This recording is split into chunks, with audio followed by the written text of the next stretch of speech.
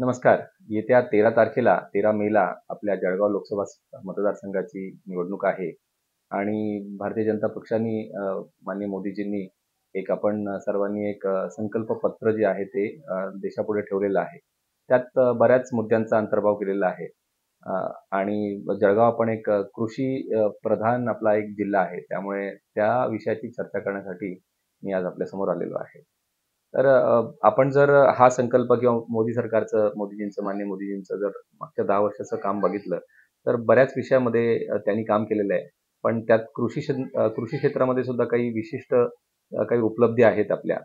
जसं की म्हणजे अगदी 2014 पर्यंत 27,000 कोटी रुपयांचा बजेट होता. म्हणजे कृषी क्षेत्र जे होतं ते एकंदरीत त्याचा जो वार्षिक खर्च होता तो 27,000 कोटी रुपयांचा होता. आणि आज तो 10 वर्षामध्ये त्याचा 5 पट झालेला आहे. म्हणजे 1,25,000 जवळपास 1,27,000 कोटी रुपयाचा बजेट झालेला आहे. थोडक्यात म्हणजे हा जो वाढलेला बजेट आहे याचा सरळ अर्थ असा आहे, की मोदी सरकारचं किंवा भारतीय जनता पार्टी सरकारचं कृषी क्षेत्रावर पूर्णपणे फोकस आहे, लक्ष केंद्रित आहे आणि त्याच संदर्भातून त्यांनी जवळपास 5 पट हा बजेट वाढवलेला आहे. आणि हे पैसे मग नक्की जाता कुठे आहेत? तर हे पैसे निश्चितच MSP वाढवण्यात म्हणजे मिनिमम सपोर्ट प्राईस किमान आधारभूत किंमत जी आहे कुठल्याही पिकांना या संदर्भात तो खर्च होत आहे किंवा PM किसान सन्मान योजना असेल ज्यामध्ये वार्षिक 6,000 एक मानधन जे आहे प्रत्येक 11 कोटी शेतकऱ्यांच्या बँक अकाउंटमध्ये पोहोचत आहे. म्हणजे एकंदरीत आपण जर बघितलं तर कृषी क्षेत्र हे फार मोठं क्षेत्र आहे. फार मोठी लोकसंख्या ही या कृषी क्षेत्रावर अवलंबून आहे, डिपेंडंट आहे आणि तशी ती जळगावमध्ये आहे. त्यामुळे या सगळ्या वाढलेल्या बजेटचा निश्चितच शेतकऱ्याला किंवा शेती या विषयाला फायदा झालेला आहे. ह्या पुढेही मला असं वाटतं की माननीय मोदीजींची या सरकारची शेतकऱ्यांसाठी किंवा कृषी क्षेत्रासाठी तशाच प्रकारची कमिटमेंट आहे आणि त्याचे काही मुद्देही त्यांनी आपण संकल्पपत्रामध्ये पुढे आणलेले आहेत. जसं की एक श्री अन्न म्हणून मागच्या बजेटमध्ये जर आपण बघितलं तर श्री अन्न म्हणून एक संकल्पना माननीय अर्थमंत्री निर्मलाजींनी पुढे आणली. तर श्री अन्न म्हणजे काय की आपल्या ह्या देशामध्ये इतके सारे आपण धान्य पिकवतो.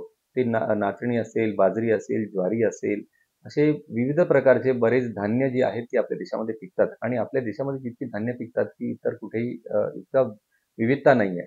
आणि ही सगळी जी धान्य आहेत ती सगळी आपल्याला शरीरासाठी फार पोषक असतात.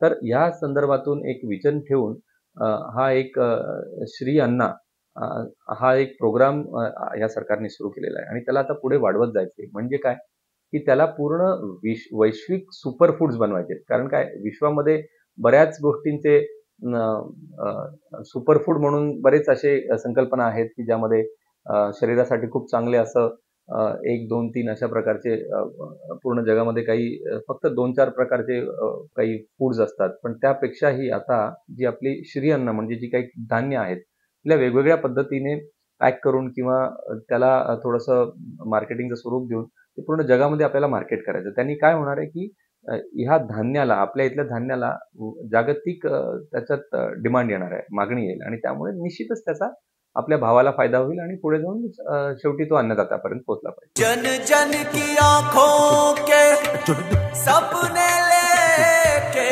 चले